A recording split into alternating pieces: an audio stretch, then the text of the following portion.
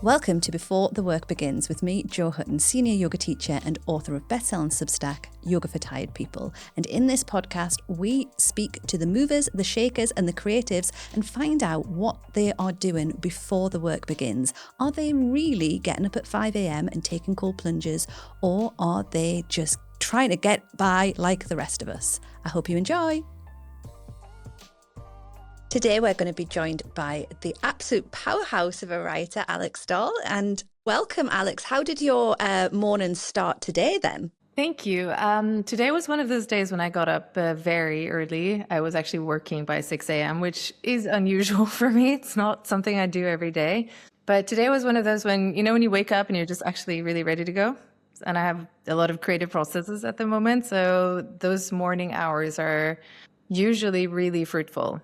I think that people always want to get into the day-to-day minutiae of what a writer does because it just feels so glamorous to be a professional writer. Can you let us know how your day-to-day, a bog standard day of your writing would look? That's something that has evolved so much over the years. When I first started out, when I had the contract for my first novel and I was, putting together the full thing and the edits and all of that, I treated it very much as a 9 to 5. I would sit in my chair every day for those hours, sort of pressurize myself to stay in the manuscript for that amount of time. And that's something that I've completely abandoned over the years. With new material and creative material, I generally never work more than 2 to 3 hours in a day. And I don't work every day. I am quite conscious of giving myself a rest. Someone said to me, it's like being an athlete. The restorative period after is as important as the output. And I do take that really seriously because I did have a crash after the first, 3 books back to back of working, pressurizing myself a lot, especially in the creative phase. And I felt like it wasn't full on burnout, but it was definitely one of those, my brain feels like it's been worked too hard over a long period of time. At the moment, a typical working day probably looks like one session of doing something that's directly creatively linked. So either working out a synopsis, or I work a lot with very detailed outlines across my projects. So quite often I'm updating notes or, aspects of that. I can't sit in a chair and type for hours at a time. So I've had a neck injury as a result of too many years on a laptop. So it's one of those things where you have to work around things and spend a lot of time thinking, taking notes. At the moment, I'm working across much of my backlist because I have a couple of screen adaptations in the works. And so, which is amazing to get to revisit a novel and characters that you thought you'd kind of finished with years ago. So that's one of the greatest upsides for me at the moment, is being able to actually go back into those universes and reconnect with it, because we do get very attached to our characters, right? And is this something that you always wanted to do? You studied languages as your first degree. Was it with an idea to go into creative writing, or did you kind of find this path another way? I always wanted to be a writer. I've actually never had a plan B, never wanted to do anything else. I did the linguistics. It was more logistics around my life at the time. My university in Norway, which is where I was based at the time, didn't do creative writing at undergrad. So, and I was, and still am, hugely interested in Russian. Do you think that's had a big impact on the way that you write in English, having that Russian knowledge? If you are interested in languages and speak several, I think you have some advantages in how you think about language, because you always have alternatives to any way of saying something. Being bilingual as well, I think I notice that sometimes I'll write something in English that's probably not right because it's a Norwegianism, for example, but then it actually ends up working and it feels fresh. So there are times when you just borrow something from one language, and that probably goes for Russian too, because Russian is incredibly structured and tightly regulated. So if you know all the rules, then you can barely make a mistake. And do you find that, I assume that you've traveled quite a lot and you've lived in different places. This is just what I'm getting from looking at your history. Do you think that's had a big impact on your writing? Yeah, definitely. That's something that's so intrinsic to my lived experience as a person. And I think, we bring that into writing, and increasingly it's become something that I consciously draw on and, give myself permission much more to pursue as a bit of a USP. So, I mean, I tend to write what I am drawn to, because I think as writers, we need to feel fueled by whatever we're writing about. I also have a pretty pragmatic view and a pretty commercial view in terms of readership. I take it very seriously that somebody invests their time in my work, and I want to make it worthwhile. And so when I think about locations and stuff, I try to set things in places that feel interesting and fresh, hopefully. And, so I'm very conscious about it. I'm a huge Francophile, and I have noticed myself becoming more and more and more drawn towards working with and in France. So I do set a lot of my work there for, personal reasons, but also it lends itself well to fiction. And have you ever lived in France? Yeah, I have, but it's quite a few years ago now. And then my sister is French and lives in Paris, and my partner is half French. And so we do have a lot of French connections. When do you feel the most creatively charged then? Are you, you said this morning you got up and you were like up early. Is that when you get your most energy, or are you more later in the day? In general, I'm definitely not a morning person at all. But I have come to understand that there is something about those hours when you're still close to the subconscious that tend to matter. Like my best and easiest material does tend to come in the morning. So when I can stomach it, which isn't every day, I try to use that time. But it's not very often that I write new material late in the day. But I have started to increasingly try to challenge myself a little bit with that. I think if we create all these constraints around circumstances that we have to be able to work, to me that feels too restricting. When you have the demands of a busy life, I have children, I travel quite a bit, I have relationships, friends, and so I want to be able to work in the time that I have. And so I've gotten a little bit more serious with myself about peeling away those things that we so-called have to channel the creative process. Because you did a creative writing MA. Was it in Bath that you did that? Yes.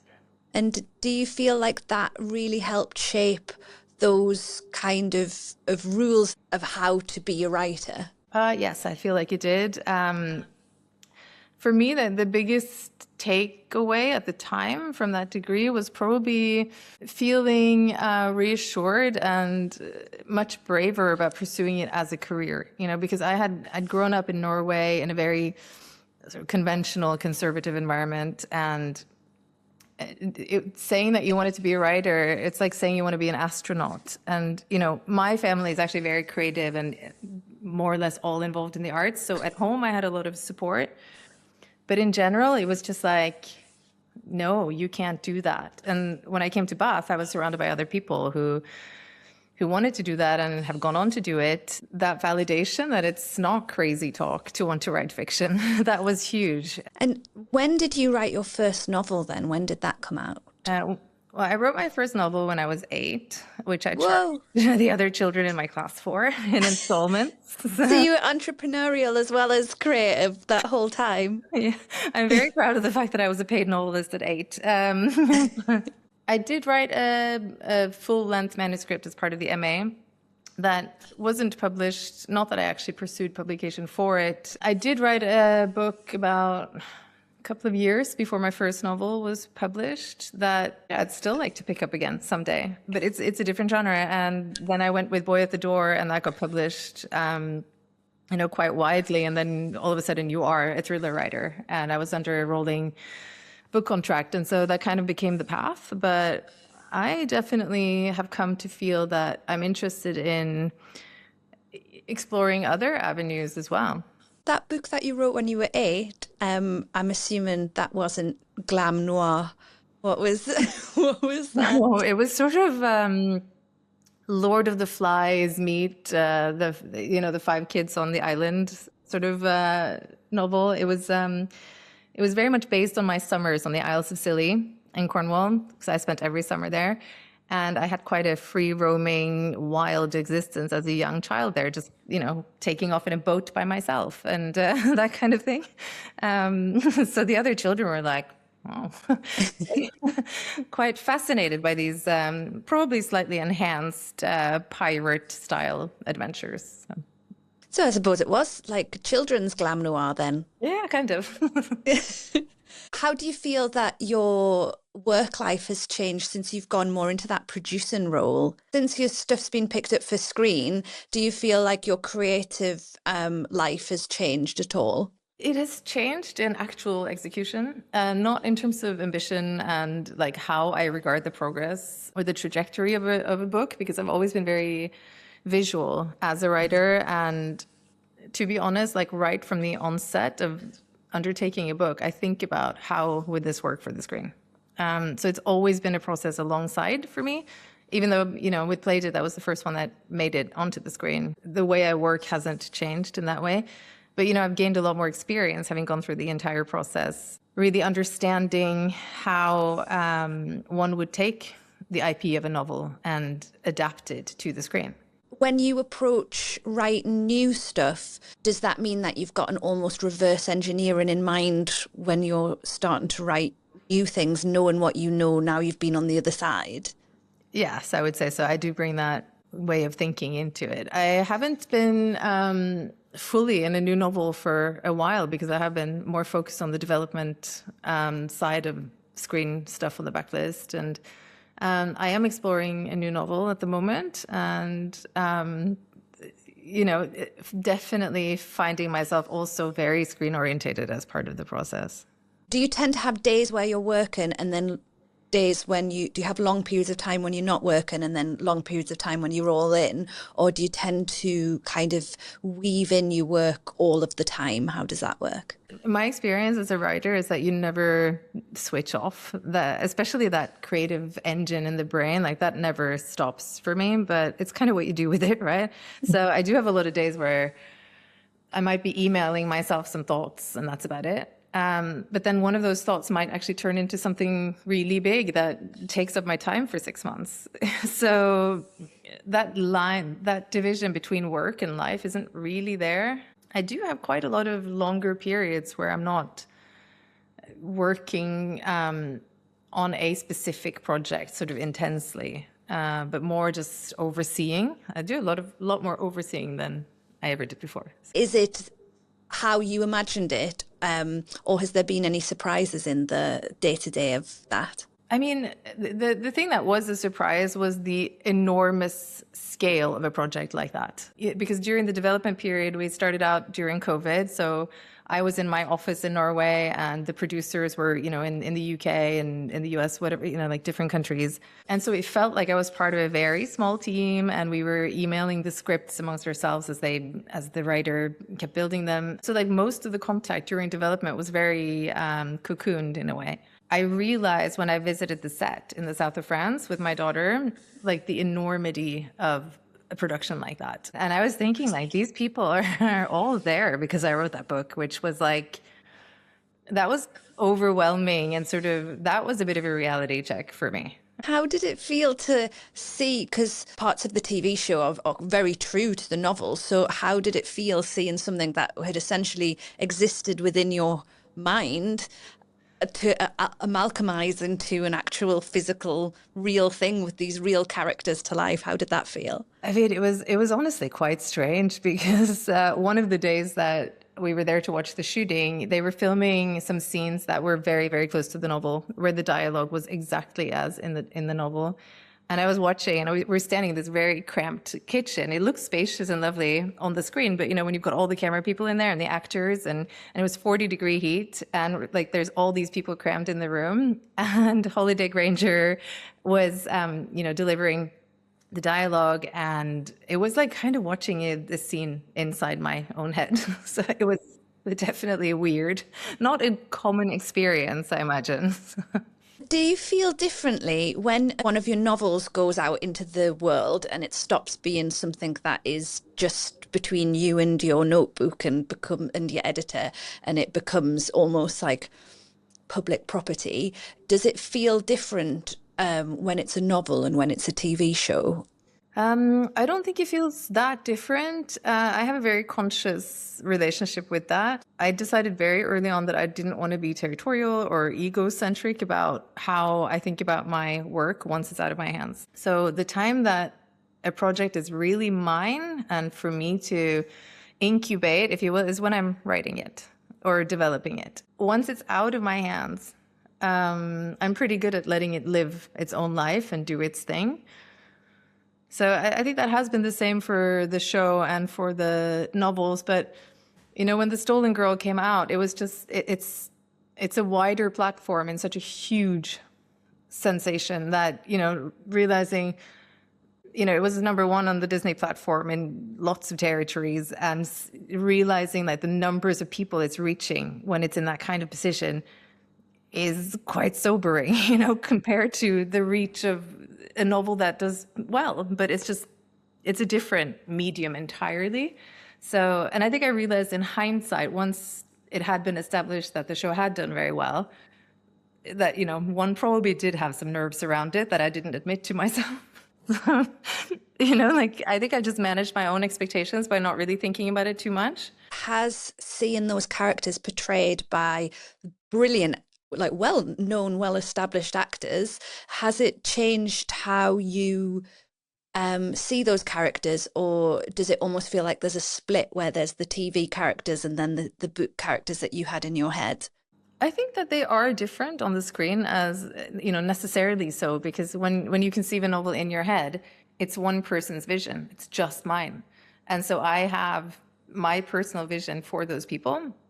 And then when you adapt to the screen, there's a whole team of people casting and developing and interpreting. And so it's necessarily going to be quite different. But that's been a very positive process for me, actually. So there was no conflict in between my vision and the execution, if that makes sense. In order to be a writer, and a couple of things that you have said, there seems to be a sense of self-motivation and discipline, but you were also saying about the burnout. How has your relationship with discipline, do you think, changed over the years? I'm much less hard on myself than I used to be, and I think that that's important in general. It wasn't until I'd had 4 or 5 books out that I gave myself real permission to have a life outside of work. I always felt guilty if I wasn't working.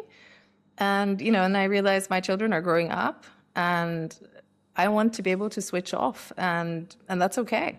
And so I've drawn a lot of boundaries with my life and with work. And how do you think you are able to be kinder to yourself now? What do you think has changed? Age, maturity, priorities, you know. And also, honestly, it has probably been the validation of achieving a lot of the things that I set out. I was very, very driven when I first started out. Still am, but, you know, the bar has moved, you know, and I've redefined that for myself. And that also, like, applies to things like, if something's a huge success, great. If it isn't, okay, that, you know, it's not great, but I don't define myself by those parameters anymore. That's taken a lot of, you know, self-work for sure. That was necessary. Because I think if you're going to ride the kind of writing roller coaster and attach your self-worth and your entire identity to it, you're going to have a problem at some point.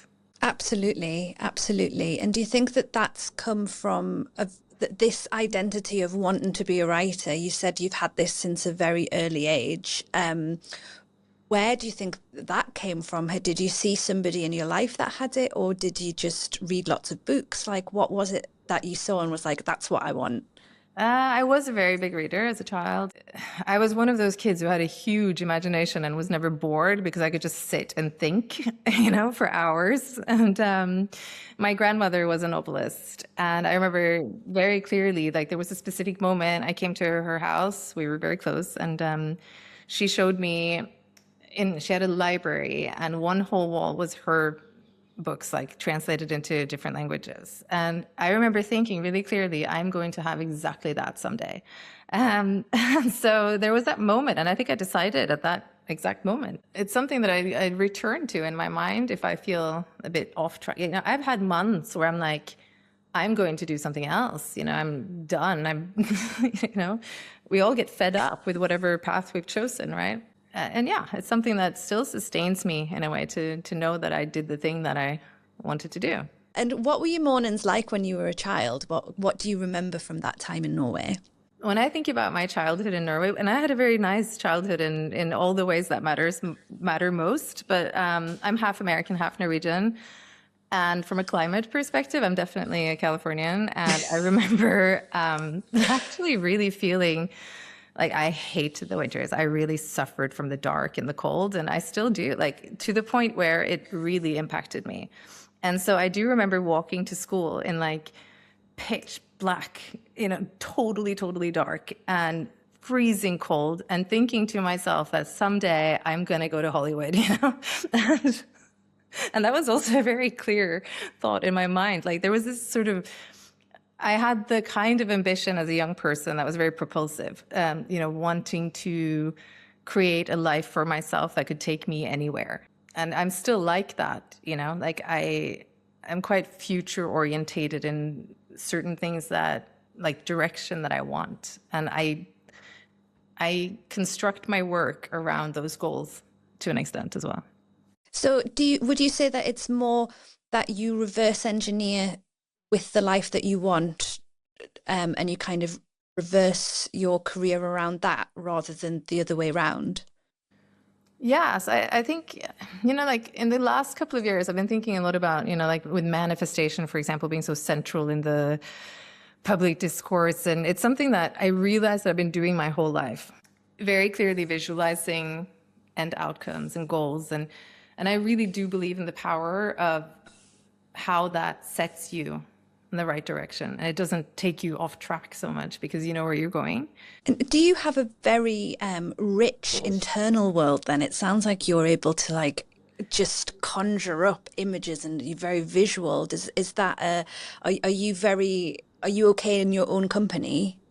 Yeah. Yes, I'm still never bored. And, it's, I don't know. Sometimes I wonder if it's the definition of crazy, just having all these very fleshed out, vibrant worlds inside your head. And in the last year, I've started working collaboratively in development with my boyfriend, who's also a writer, and we're working on a screen project together. And, seeing that you can build those imaginative worlds collectively is really powerful too. And it's been really good for me to get out of just my head and be part of something. And I would never have anticipated wanting to work with someone else because I became a writer, so I wouldn't have to deal with other people, at least in terms of my day-to-day process. So to choose to want to and to really see it work, to work collaboratively with someone has been, I think, very good and healthy in terms of the process as well. Are the readers almost a character in your mind as well when you're writing, or do you just put them to one side? No, I definitely consider the reader and the reader experience. And I don't see that as conflicting with the creative process at all.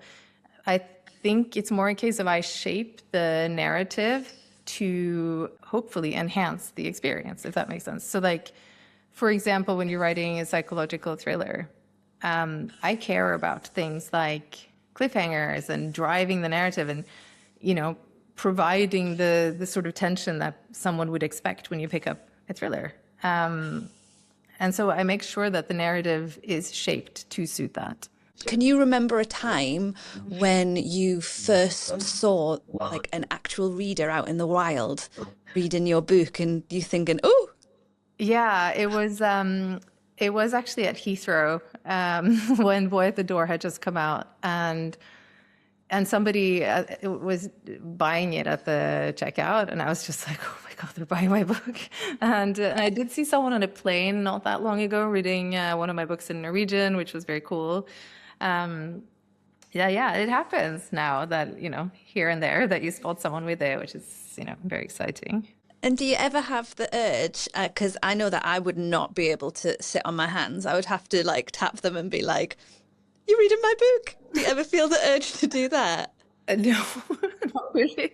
Um, Although the time that somebody read it on the plane, I was with one of my closest girlfriends, and I said, "Oh my God, look, that person has my book." And she was like, "Oh, we have to tell them." I was like, "Absolutely not."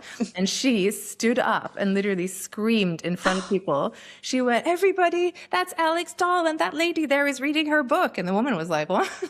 And I could have killed her. And then we had to sit there strapped in for like 3 hours while she looked at me. So awkward, but it was quite fun. Do you think she believed you? Yeah, we had a chat and I signed the book and stuff. Oh, that's so nice. I think it's for a reader, the writer, it's hard to imagine a writer as like a real living person, isn't it? So I think it's lovely when people get to actually meet the writers. Who's the writer that like influenced you the most when you were growing up, do you think? I would probably say Maggie O'Farrell for her scope and for her depth. And, she's hugely impressive to me, always has been. So yeah, I would probably say her. Always loved Nicole Krauss. Huge fan there as well. I love Marilyn Robinson. To be honest, I've never read a lot of thrillers. It doesn't mean I don't like them. I do like them and I do occasionally, but it's also been quite a conscious thing that I have wanted my voice to be mine and not really influenced. And I do think we pick up references and tones and, most of the time I think that can be a really great thing that we share a process amongst other writers by influence. But I tend to read very different stuff, actually. And do you feel like you always wanted to write thrillers and dark noir, or do you think that this is something that's you've fallen into, and can you see another direction for yourself? Yeah, I actually really wanted to write love stories and more sort of upbeat travel fiction kind of stuff. When I was in the MA, I applied we did the main novel workshop, and then we had to take a genre workshop. And I applied for the love story, but so did everybody else. So I didn't get in. And they told me, you have to do the psychological thriller workshop. But I was like, no, I don't want to. And I remember I was really quite upset about it. I think I even complained. And then they made me do it anyway. And on the first day, it was just total love at first sight. I had a fantastic tutor. The class was taught in like a Gothic tower on the campus in Bath. And it was so atmospheric. And I remember we got homework to go home and write something terrifying with an object at its center. And I was like, okay. And I did, and I loved it. And it's still it's probably my favorite short story I've ever written. And I wrote it in one sitting. And something just clicked into place and it felt right. I could see wanting to explore other directions too, especially I like the idea of writing a kind of epic love story, but with the tension and the traction of a thriller.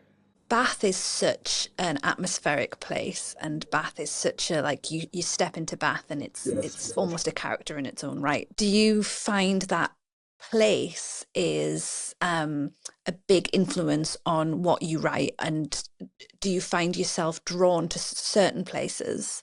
It's probably my biggest influence, but that's, as a writer and also in life, I'm very, very environmentally sensitive and orientated. Like I hugely care about my environment, from home environment, but also geographical location. And I put a lot of work into world building in that sense. Yeah, I'd love to set a novel in Bath at some point. That's definitely on the cards. It's I think it really became part of me, living there and having this very creative early life there. But yes, no, I definitely feel very influenced by the environment. The other thing that I would say is very central to how I work is thinking about what does a character want? Because everything comes down to that. And it's something that I analyze and keep track of across trajectories in a novel, in the development process, in how I talk about a book. Because, in fiction, as in life, people tend to go for what they want. And it informs motivation and it cracks open the whole plot in a way that nothing else does in terms of thinking about it. And so if you could have your perfect morning, where would you wake up? Where's your perfect place to wake up? So I would probably, yeah, I would, no matter what the question is in my life, the answer is usually Paris. So I would wake up in Paris, and it would be a working morning for myself and Thomas when we work on a collaborative project, so that we could, instead of sitting in front of a screen, work in a cafe with a notepad with Paris happening around me. We do have some work mornings like that, and that's ideal. Do you start work quite early, or are you like I need to go and I need to have a walk around, I need to like go and have a coffee somewhere? I'd probably start quite early to stay close to that subconscious state that seems to just slip away more and more as the day, once you start thinking about things like, school run or admin or taxes, God forbid, it's like the creative side of things tends to evaporate. So yeah, probably pretty soon after. Are you quite close to that part of your subconscious? Because I think some people live in almost different parts, don't they? Do you have like vivid dreams, and are you able to remember your dreams and things? Yes, that's been very cyclical for me. I had a long period of time when I found it very hard to access and had to work incredibly hard to access even just imagination. And, for me, that's always been something very close to my whole lived experience and identity. And I don't know why. I think it was, general life overwhelm in those very intense years when you have little children, that they tend to take up most of the processing space. But as that has shifted, there's been a real return in that, including things like dreams. And I've noticed in the last year that that's like much more vivid and present again. And that is reflected in my general, like how easy my working days are. Sometimes when you sit down to write and it feels like pulling teeth, I think every writer has had that experience. I used to have 80% of my writing days were like that. And it's very hard to stay motivated when every day feels like you're heading into the dentist's office, And now I have maybe 10% days like that. What do you think got you through those days? Was there ever a point where you were like, okay, maybe my writing days are behind us, this isn't worth it? Or what was your North Star through that to keep you going? I don't really know. It's something that I have thought about and reflected around, because I have felt that shift quite profoundly. I think for me it started happening that I came up against that sort of resistance after the first 4 or 5 books. And I think that I felt that I had achieved a lot of what I set out for. And so it wasn't a case that I didn't want to keep working, but it was more like, now what? What's next? Am I just going to keep doing this again and again and again? And it didn't hold the same satisfaction anymore. So I think I had to redefine like what it is about the process and the content of the creative process that keeps me interested. And I definitely place a lot more importance on that. I pursue projects that fuel me rather than try to second guess what the market wants in this exact moment. Because if you're going to do that, I don't believe in that as a strategy. What do you think brought you back to being excited? Do you think it was having that freedom to choose? What excites you in a project now? I think it's understanding what a character wants, and really exploring that and getting inside the psychology of the character.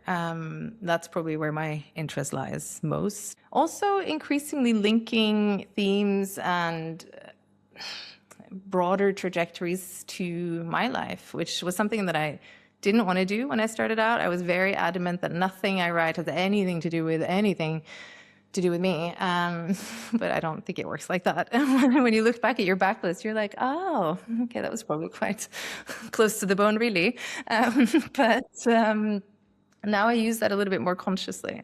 One of the things that I was always told off for when I was younger, and I've actually found it to be one of my greatest assets as I've got older, is that I'm really nosy and interested in other people. Do you feel like that around your characters? Do you feel like you're interested, like you want to like get everything around your characters? And do you feel like that about people in real life, or is there a real separation?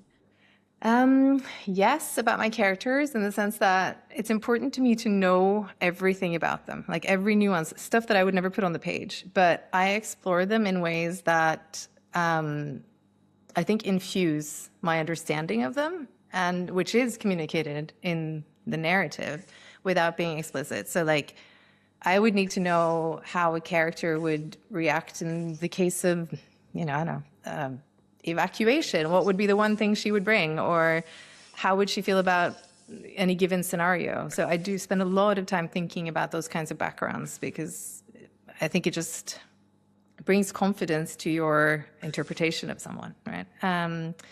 In terms of other people, yeah, I mean, for sure. I mean, I think being interested in other people is important in life in general. I also do think that, like, I think a lot of writers, myself included, have this duality of, probably being quite introverted and happy to be in their own company. And I'm someone who definitely recharges alone, and need that alone time to decompress. And so I'm not that stimulated by a huge amount of interactions with other people all the time. But then equally, it is important to nurture connections and to have a community. But I think a lot of writers specifically are drawn to writing as a career with those kinds of personality types. So this is a question that we ask all the guests. If we had got to the end of your life and you were allowed to go back to one morning in your life and live it again, which morning would you go back to? And it doesn't have to be like 17th of March. You can say like a general morning. It would be any morning when my now almost grown-up teenagers were little, and one of the few mornings when they weren't fighting ferociously, where I was maybe like having a coffee in bed and just listening to the sound of them playing peacefully together in the next room. So I can probably pinpoint that to one morning, but it would be that one when they were little. And yeah, definitely. And where were you living then? In Norway, mostly. We were also, we had some international experiences as a family. Well, thank you so much for joining me, Alex. I really, really appreciate you taking your time out of your very busy day to come and chat to me. What's happening for you at the moment that our listeners could possibly look out for? The Stolen Girl is coming out on ITV, which is very exciting. So that's at the forefront of my focus. And if one of my readers is at the airport and they're wanting to grab one of your books, which one's the best one to start with, do you think? I would start at the beginning with The Boy at the Door. I'm currently actually also working on that, both for adapting and also translating for a Norwegian release. So it's I'm very much in that book at the moment, and it's great to revisit something you wrote almost 10 years ago and still feel proud of it, and that the storyline is, I feel like it holds up, and it's an exciting book to pick up. So. And do you translate your own stories, Alex? I have done into Norwegian, yes. And that's been it's a hugely different discipline, and it's given me a lot of respect for that process. It's been fun. Fabulous. Well, thank you so much, Alex. I really appreciate it, and it's been so interesting to talk to you. Thank you for having me. It was a great chat. Thank you for listening to Before the Work Begins podcast with me, Jo Hutton. Don't forget to like and subscribe so that you always get to hear the brand new episodes of this podcast. You can find me on Instagram at Jo Hutton Yoga, and of course on Substack at Yoga for Tired People.